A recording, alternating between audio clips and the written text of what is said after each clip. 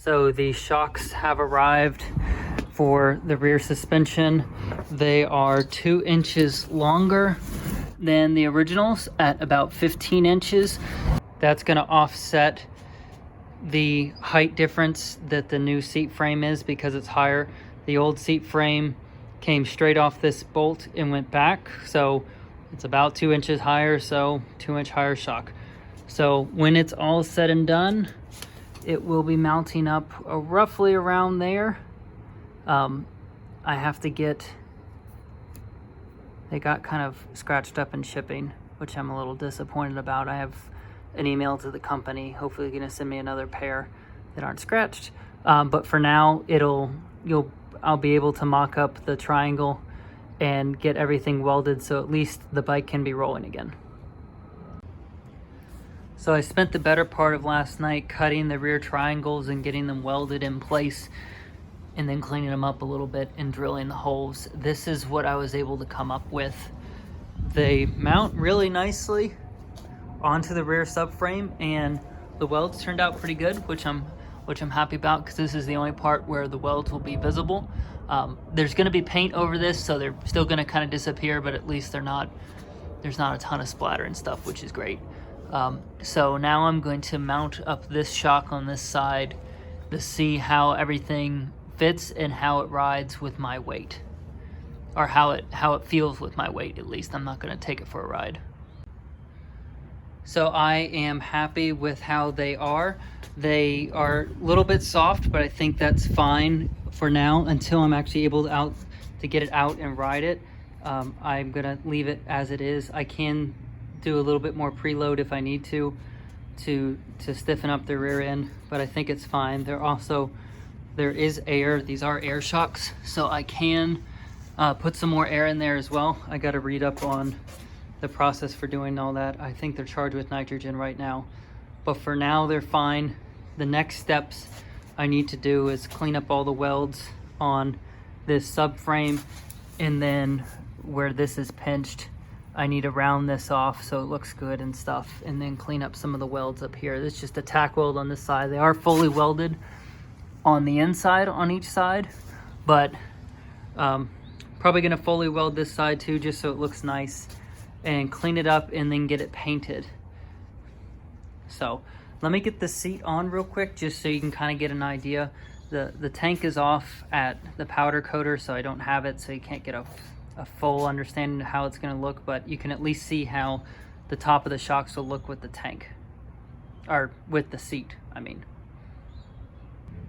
So there it is with the seat. The top of the shocks sit right underneath the seat. There's a little bit of a gap, which is nice, and then they also don't stick out too far.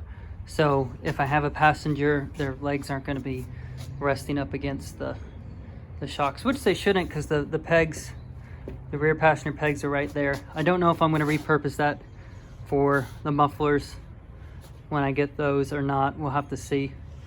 But for now, it's fine. Everything looks good. And before you ask, I don't know if I'm going to send this off to get powder coated or not. The frame's definitely not getting powder coated, and it's all right. It's not a show bike. It's gonna be a daily rider, so I don't want, everything's not gonna be too pristine, so I don't know how far I'm gonna take it with the paint. At some point in time, I may take it all apart and get everything repainted, but for now, just to get it on the road and to get it riding, I'm probably not gonna repaint the frame and stuff, and which will go into me painting the subframe myself, which is like some rattle can enamel or something like that. So that's it. So that's this part. Again, the next steps, which I'm going to do here in a minute, are going to be rounding off these ends on each side and then cleaning up all of the welds that are some of the splatter from the flux core. So the subframe is completely welded. I added a few more welds in some places, cleaned up the welds that were here. I'm gonna clean it up a little bit more with some alcohol and stuff and get a coat of primer on it before it starts rusting. It is bare steel.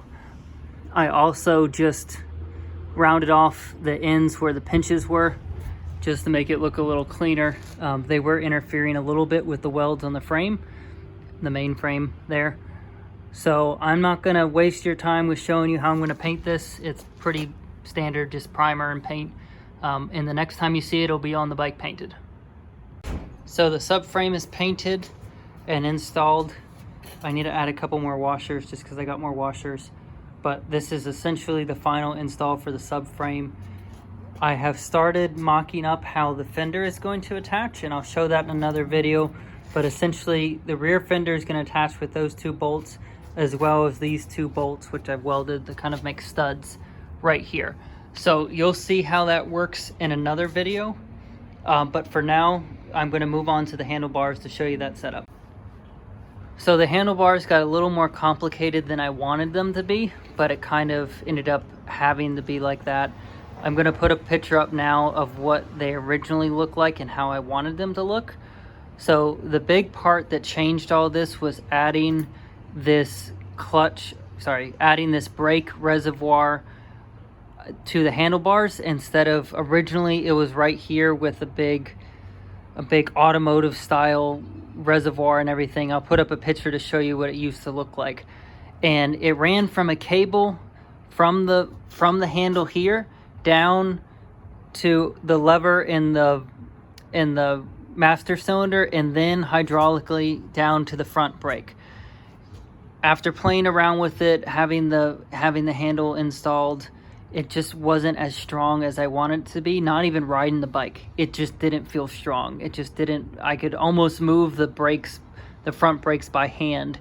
So I scrapped all that, restarted, moved to having the master cylinder here, and then having the line run down through the front caliper. It goes up essentially the same way that the hydraulic one went, where it's going to come up in here and then go behind the triple trees and stuff to the master cylinder. It feels a lot stronger this way, and I can definitely pull this lever as hard as I want, and it doesn't bottom out on the grips, which is nice. I've bled the old system. I adjusted the cable. I could just always bottom out that handle, that pull on the grip, which just wasn't ensuring.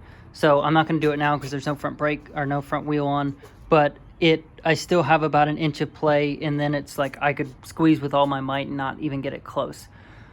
So bar and mirrors came, so I'm legal. Still have to get it inspected. The throttle is staying the way it is for now until I'm able to ride it and I know that everything works, and then I'm going to shorten it up. Again, master cylinder. Moving on, my ram mount. I love this thing. I use it all the time for the bike. It's probably not going to stay here because I don't like how vertical it is on the Honda. I had it right here in between. I'm going to play around with it, see where I really like it, but just for now it's on here just so it's on here. The gauges as they came. Moving on, this is the on-off switch for my Denali driving lights. They are the lights that I won in a contest at Overland Expo East. They're awesome auxiliary lights. They're really bright. I have them set up as a spot in a flood, so you kind of get a hybrid system where it shoots really far down the road but also is really wide, so everything nice and close is really wide. I do a lot of driving in the city and stuff, so that's really nice. Moving on, the clutch lever. I had to drill this out and tap it so it fit the factory size clutch adjuster here. I had to get a new cable. The old one was just totally shot. It would work, but it was just shot. It was just a matter of time before it broke. Here, again, not 100% yet, but this is the horn now. And when it turns on, it lights up. And it works pretty well. It's very loud. It is a hella motorcycle horn. It's just a single tone. I moved it here to the front. The old one was a kind of a trumpet style that faced forward, but they're known for getting water in them. I moved this one to the front here using the same bracket, just bent it so it's out of the way, and this is splash proof. So riding in the rain, I'm not going to worry. the grips again, and the other bar and mirror. So that's essentially how it will be. It's cleaner than a factory setup, where you can see on the Honda, you have all the turn signals and stuff. I'm doing hand signals for now, and the horn, and I just cleaned it up a lot. The factory BMW controls were huge. I didn't have them to begin with, but the buttons and stuff were all huge, and I'm not going on really long rides, so this will be fine for the city. Most important thing I wanted was the horn, and then also the mirrors, because I do use those. So that's pretty much it for the cockpit. I had to reorder gaiters. The ones that were on there were too tight. They just didn't look right. And then also when the suspension compressed, they were essentially too airtight to where they kind of suction cupped themselves on. So I ordered a set of bigger ones, still budget ones. The BMW replacements are almost $20, $30 a piece. So for now, I don't want to use those. I just ordered another set of $10 gaiters, which are much wider. They're the original ones I wanted. They just were out of stock when I went to order. So next video, I'll show you the brake light, the seat. The tank is still off at powder coat. The brake light is awesome. I'm super stoked about it. It's much brighter than any brake light I've ever had, and I'm super excited about that. So until next time, stay tuned, and I'll see y'all around.